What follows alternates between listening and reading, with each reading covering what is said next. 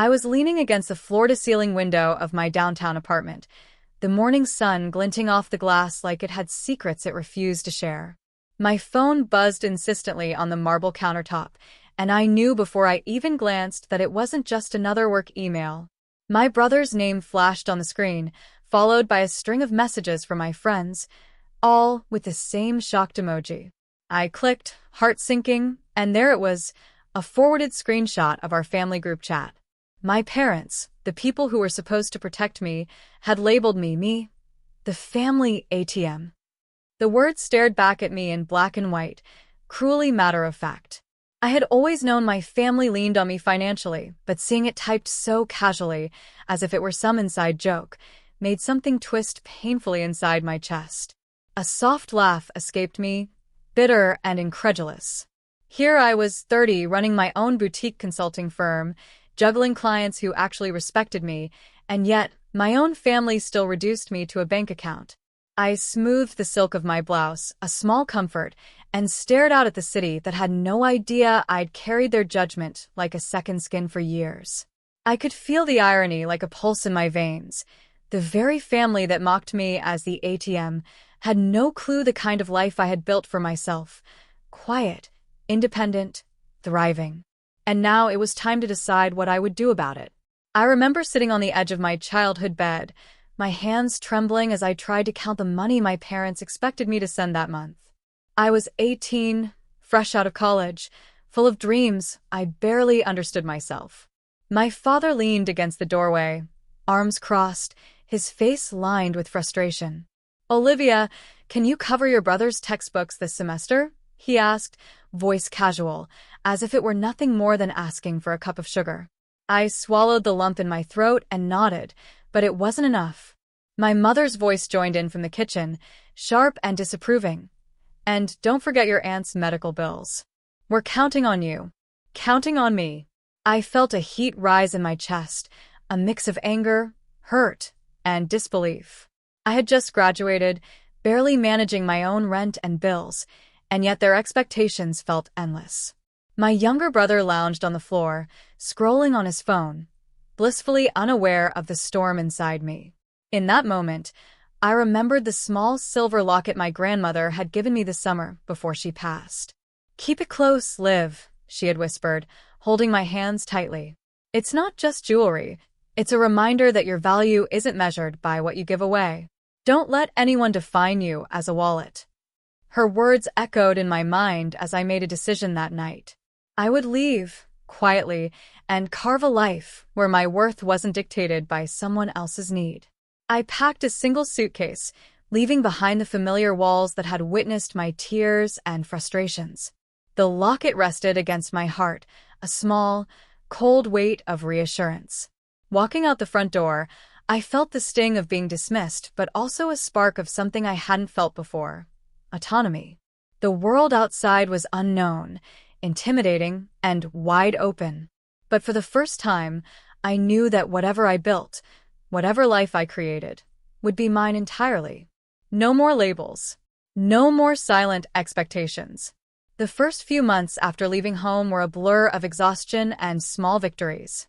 I took odd jobs at boutique marketing firms, stayed in cramped apartments with peeling paint, and survived on instant noodles and coffee that burned my throat but kept me awake. Nights were the hardest. When the city fell silent, I'd lie on the thin mattress and wonder if I had made the right choice. But the locket my grandmother gave me never left my neck. Its presence was a steady heartbeat reminding me I was building my own value, one decision at a time. It was during one of those late nights at a co-working space that I met Eleanor Grant, a seasoned consultant with a reputation for mentoring young talent. She noticed me struggling to pitch a presentation to a potential client, and instead of dismissing me, she offered advice and, more importantly, belief. "You've got something they don't," she said, eyes sharp yet kind. "Persistence, creativity, and guts. Don't let anyone make you doubt that." Under Eleanor's guidance, I learned to navigate the complexities of the business world. I studied contracts until my eyes blurred, stayed late to perfect proposals, and fought the constant gnaw of self-doubt that told me I didn't belong.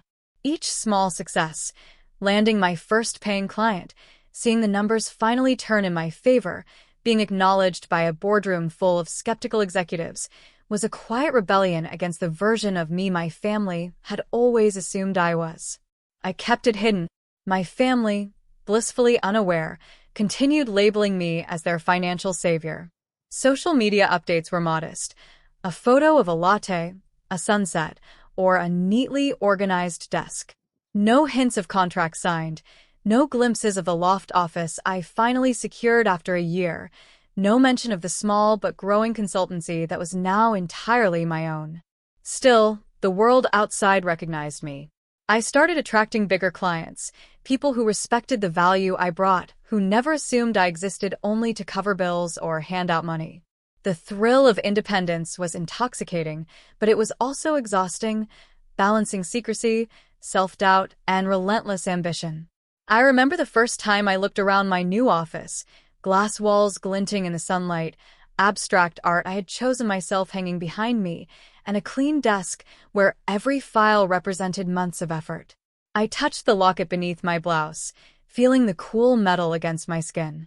I had come so far, and the world finally saw Olivia Hayes, not the girl who counted coins for family demands, but the woman who had built her empire quietly, defiantly, and on her own terms. And yet, deep down, I knew this was only the beginning. The past was never far away, and sooner or later, the group chat would resurface. I hadn't expected them to show up, not so soon. When the doorbell rang, I smoothed my blazer, adjusted the silk scarf around my neck, and reminded myself that this wasn't just a family visit. It was an opportunity to show them exactly who I had become. Standing at the door were my parents and my brother, each wearing an expression somewhere between curiosity and judgment. My father's jaw tightened when he saw the office in my apartment, the space he had always assumed I couldn't afford. My mother's eyes darted around, lingering on the abstract paintings and the floor-to-ceiling bookshelves filled with neat files, certificates, and awards. My brother's smug smile faltered the moment he noticed the minimalist sculpture on my desk, a subtle flex, the kind only a self-made woman would display. "Olivia," my mother began, her voice slightly higher than usual, "we just thought we'd drop by." I gestured for them to sit, motioning toward the black leather chairs opposite my desk. "I'm glad you came," I said smoothly, letting my voice carry the calm authority I had cultivated over the years. I leaned against the edge of the desk, letting them absorb the space around them. Every detail, the sunlight glinting off the polished floor, the framed business licenses on the wall, the carefully curated documents, told a story I had never shared. I let silence hang for a beat longer than was comfortable. They shifted uneasily, the guilt already beginning to prick at their expressions. And then I spoke. "You know that group chat you sent?" I asked, tilting my head slightly. "The one where you called me the family ATM?" Their faces fell. My brother's cheeks flushed. My father opened his mouth, but I held up a hand. "I am not your ATM. I haven't been for a long time. In fact, I don't rely on any of you anymore. This consultancy, my clients, my projects, my office, everything you see here, it's mine. I built it from the ground up, starting with nothing but determination and the belief of one mentor who saw me when none of you did." I watched disbelief flicker across their faces. My mother's hand went to her mouth. My father's eyes widened. My brother looked like he had just swallowed a lemon whole. "I manage contracts worth 6 figures, I own this business outright, and I live independently," I continued, letting the weight of each word sink in. "So, while you labeled me as someone to exploit, I was quietly building a life where I answer to no one but myself." The silence stretched. I could see shame creeping in, a tentative acknowledgement that they had underestimated me, dismissed me, and treated me as a bank rather than a person. But I didn't soften, not yet. "I didn't tell you sooner because I wanted to see if you could recognize me as your daughter, not your ATM. Today, you're looking at Olivia Hayes, not the girl you thought you knew, but the woman I became despite your expectations." For a moment, they said nothing. And then, slowly, their eyes met mine, a mixture of regret, awe, and, finally, respect. I leaned back in my chair, the locket against my chest reminding me of the little voice that had always told me I was worth more. For the first time in years, I felt entirely seen. I could see it in their eyes. They were processing the reality that nothing about me fit the version of me they had always relied on. And for the first time, the power was entirely mine. "I want to be clear," I said, leaning forward slightly, hands folded on the desk. "I'm not here to punish you. But I am here to set boundaries. If we're going to move forward as a family, it has to be different this time." My father opened his mouth to argue, but I held up a hand. "No interruptions. Listen first." I looked at my brother. "You're going to have to take responsibility for your own life. Stop relying on me financially or emotionally as a crutch. Figure out what you're capable of and put in the work to get there. No more shortcuts." Then my mother. "Mom, I love you. But if you want a relationship with me, it can't be transactional. I will not be your personal bank account or your emotional safety net anymore. You need to seek fulfillment outside of me, your own interests, friendships, and goals. Only then can we have a genuine connection." I let my words linger, letting the weight of years of exploitation and silence sink in. They shifted uncomfortably, but I could see the understanding slowly settling.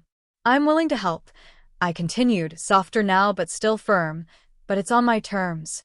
I can advise, mentor, or support each of you in ways that encourage growth, not dependency. That means no asking for handouts, no guilt trips, no manipulation. Earn your place in my life the way I earned mine." For a moment, I watched them process. Shame mingled with admiration, regret with hope. The locket beneath my blouse pulsed against my chest, a reminder of the promise I made to myself years ago, to value my worth, no matter what anyone else thought. "This isn't about revenge," I said, finally allowing a small, almost imperceptible smile. "It's about transformation. I want to see you thrive, just not at the expense of my peace or my independence. If you're willing to do the work, we can rebuild our family dynamic on respect and honesty." My parents exchanged glances, a flicker of something hopeful breaking through. My brother swallowed hard, nodding reluctantly. For the first time, it felt like we were all standing at the edge of something new, a version of family that didn't define me as a resource but allowed me to be fully myself. And in that moment, I realized the most powerful thing about reclaiming my life wasn't just success or independence. It was the ability to create the terms under which I would engage with the people who had once taken me for granted. I wasn't just the woman who survived. I was the woman who decided, finally, who she would be and how she would be treated. Weeks passed, and slowly, subtly, I began to see changes. My brother enrolled in a night course he had postponed for years, finally taking steps toward a career he could be proud of. My mother joined a local volunteer group, rediscovering passions outside our family dynamics. Even my father started seeing a therapist, trying to confront the patterns that had kept us all trapped in old habits. None of it happened overnight, but the effort was real, and that was enough. I watched them grow from a distance at first, quietly satisfied that the boundaries I set were working. The office, once a private sanctuary of late-night hustle, had become a symbol of not just my success, but my autonomy. And every time I touched the small silver locket my grandmother had given me years ago, I felt that same steady pulse of reassurance. It wasn't just a keepsake anymore. It was a testament to the resilience and wisdom she had instilled in me. Sitting at my desk one evening, the city lights glittering outside, I reflected on how far I'd come. The girl who had counted coins and tried to please everyone was gone. In her place was a woman who could define her own worth, create her own life, and extend compassion without losing herself in the process. The pain of being labeled the family ATM had forged something stronger: clarity, confidence, and the power to choose my own narrative. When my phone buzzed with a message from my mother, it wasn't a demand or an expectation. It was a note of gratitude, a small acknowledgement of growth. I smiled, feeling warmth but no obligation. I had learned that love and respect were worth giving only when reciprocated. I leaned back, letting the soft glow of the desk lamp wash over me. In the quiet, I realized the most important truth of all. I didn't need validation from the people who once misunderstood me. I had my own validation, built through effort, courage, and unwavering self-respect. And as I touched the locket one last time, I whispered to myself, the words strong, soft, and full of grace. I am worth more than their expectations, and my life will always belong to me.